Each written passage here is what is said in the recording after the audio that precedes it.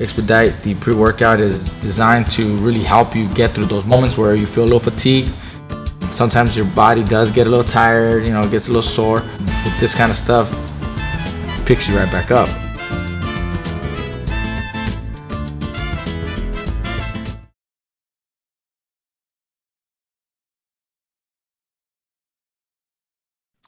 Hey, Oscar, congratulations on the finisher, the first man to stop Velez. How did you feel in there, honestly, and were you happy with the way you performed tonight? Being honest, at first I was a little rusty in there. Didn't feel couldn't let my hands go at first. Little by little, I still felt like I kept on catching them little by little. And the most important thing that I'm glad that we got the victory. But there's still a lot to learn. There's still a lot to improve. Right now, I don't need no vacations. I'm ready to go back to the gym. I talked to my trainer Eddie, but so let's go back to Guadalajara and let's keep on training. The ESPN commentary was very critical of you during the broadcast. I'm curious to see if you had a chance to hear that from others in your team, and what was your reaction to that? Not really. Nothing bad yet. I just got back off the ring. Right now, we'll go back to the hotel room. I'm pretty sure everybody's gonna tell me what the scorecard was and how the fight was going. But it doesn't matter. It doesn't matter who's criticizing me, who not. I'm my best critic. I'm my worst critic. I look at the fights and I judge myself. I always try to push myself to be a better fighter. And I know what I did wrong. I definitely know what I did wrong. Just like I got to throw more punches. I got to put my hands up. I got to work on my defense. You never stop learning in boxing. So right now, like I said, I'm ready to go back in the gym with Eddie Reynoso, and let's keep on improving. I'm a very positive guy. Nothing negatives in my life. I try to keep my aura always positive. And I just can't wait to go to the gym and be positive and look for my dream. Let's become world champion. My last question regarding that, Oscar, is what they said is, I feel the essence of it is they feel that you're a fighter that's stuck between two styles, not overly offensive anymore and trying to be too defensive. I wouldn't know how to react. Just trying to do it myself. I'm trying to be a better fighter as it is. What I do know is Jayson Velez is not an easy fighter. He's an awkward fighter. He had a longer reach than me, and I feel I'm a faster fighter, but there was times in there where I couldn't catch him. Like I said, Jayson Velez is not an easy fight to go in there and just knock him out. Good thing I got the knockout, but that's something that nobody's done yet. And I'm just glad I got the victory.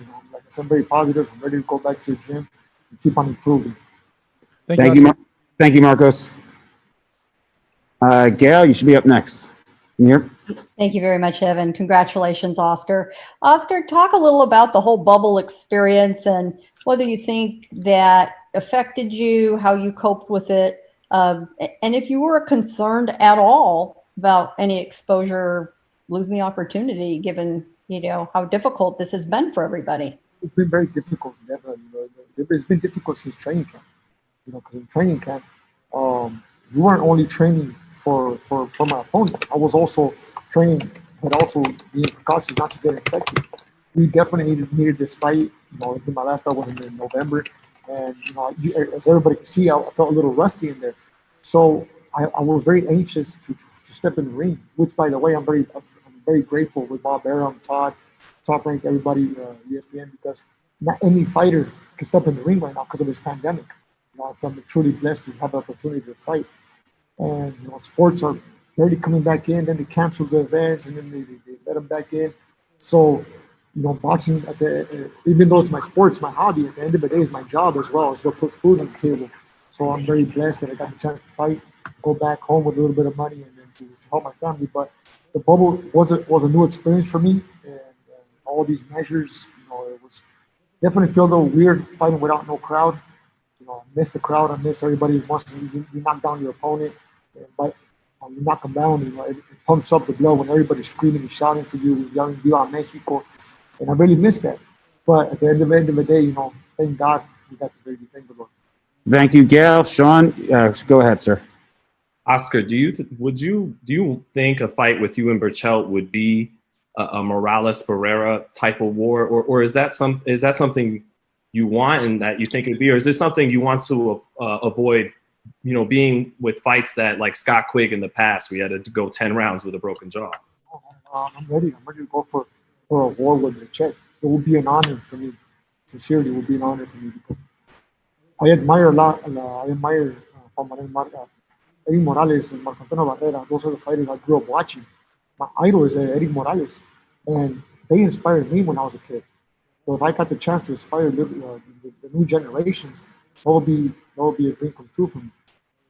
Because, like I said, they inspired me so much, and it would be an honor for me to people consider that a Barrera Morales fight. And you know, in no way I'm trying to compare myself with them because they're my idols. You know, for me to accomplish something near what they did, it's gonna take me a long time. They're legends in my eyes. And I got nothing but respect for them. But I definitely feel it's a potential fight to be one of those fights where it's going to be a war like Eddie Morales, Marco Antonio Barrera, Israel Vasquez with Rafael Marquez. You know, those when there's two Mexicans inside the ring, there's always fireworks, and I'm ready to give the fans what they want, which is a war. I think boxing needs that right now. Thank you, Sean. Next up will be J.R. Bell. J.R., go ahead. All right there, Oscar Valdez.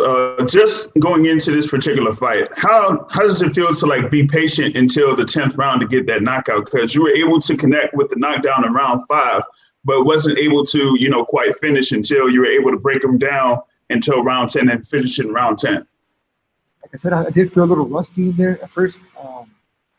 I think I blame that to a long period of time that we didn't fight since November.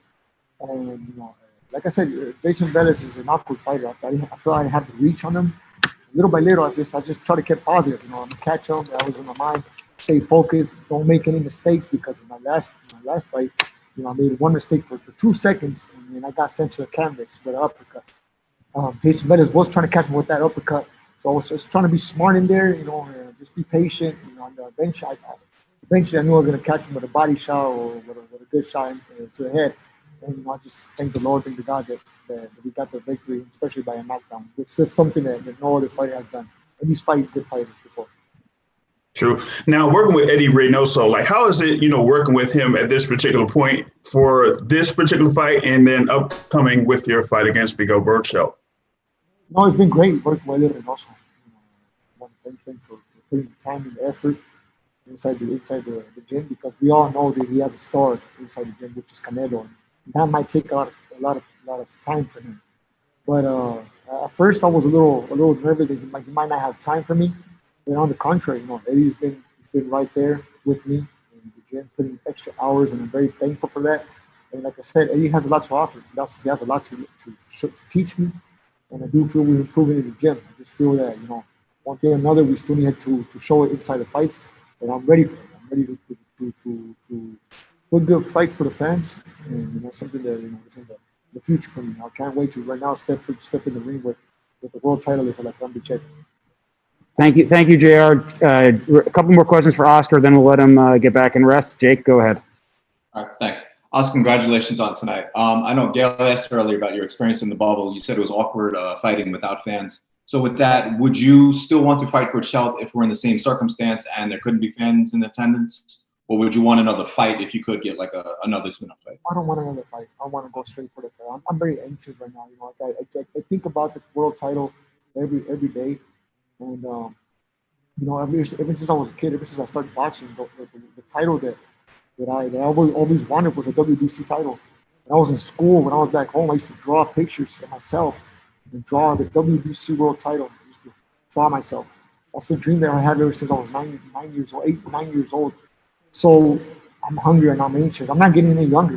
You know, I'm 29 years old. I'm ready to go in there and give it a shot. I know it's a tough shot. It's not going to be easy playing like Berchelt. There's a reason why he's a world champion. I know a lot of people are doubting me, you know, because Berchelt is a tough fighter, but it's okay. I got no problem. That's just an extra motivation. I want to surprise the world. The dreams do come true. That's been proven before. And nobody's invincible. So I want to go back to the gym, keep on training, and just go straight for it like Berchelt. Fans or no fans, I want to fight him.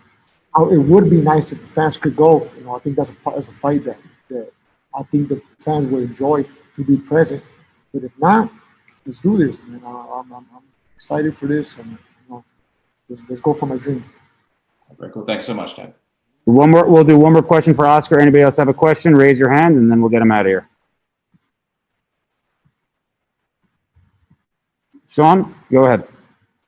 Hey, Oscar, touching again on how this could be like a Morales-Barrera type fight. I know you love Morales, but Barrera, like yourself, he could box, but it seemed like because he was shorter than Morales, he knew it was best for him, and he felt it was best for him to make, take the war to him. Do you think that would be more of the style you bring against Berchelt instead of the boxer? It's a little funny because, even though when I was a kid, I say my idol was Eddie Morales because that's what it was at that time when they were fighting. I was rooting for Eddie Morales, but it doesn't mean I don't admire Barrera. I actually feel I have a similar looking style than Barrera than Eddie Morales. He's shorter and bad, and even though Barrera got the best out of him, I admire Barrera a lot. I know him in person. It's like I said, even though I've always rooted. When I was a kid, I rooted more for Morales. Now that I'm older, I'm more closer to Barrera. Barrera's been a natural, better friend to me. He's been a great guy. I respect him. I got nothing but love for Barrera. I learn a lot from him. Something that people don't know is that every time I'm a fight, I see his fights. I go on YouTube and I see his fights. I try to imitate the way he goes to the body, and then little things he does. Cause I feel I have a similar style to him than Eddie Morales because Eddie Morales has a longer reach. So I always see Barrera fight. I'm sorry, what was the question? I just got a little excited saying Barrera. Like I said, I admire both of them. I really do admire both of them a lot. And that's why I always say I don't in no way wish to compare myself to them because those are my idols. It's just that, Berchelt, like Morales in those fights, is the taller guy, a little bit taller, more natural, 130-pounder. So Barrera, even though he could box, he in those fights, he opted to just go after him, make the fight on the inside against, even though Morales was bigger. Is that kind of what more the style you would do against Berchelt? You said it perfectly. Like I said, every time I want to fight, I look at his fights because I feel like I have a similar style to him. And in a way, that's something that I would actually fight Berchelt. Because Barrera, he could box as well, and also bang. So that's something similar.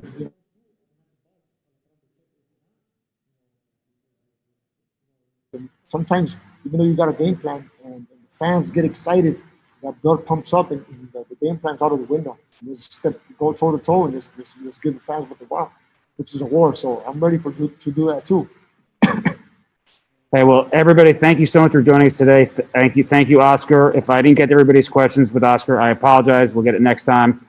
Thank you all for staying up late with us, and we'll talk to you soon. Cheers.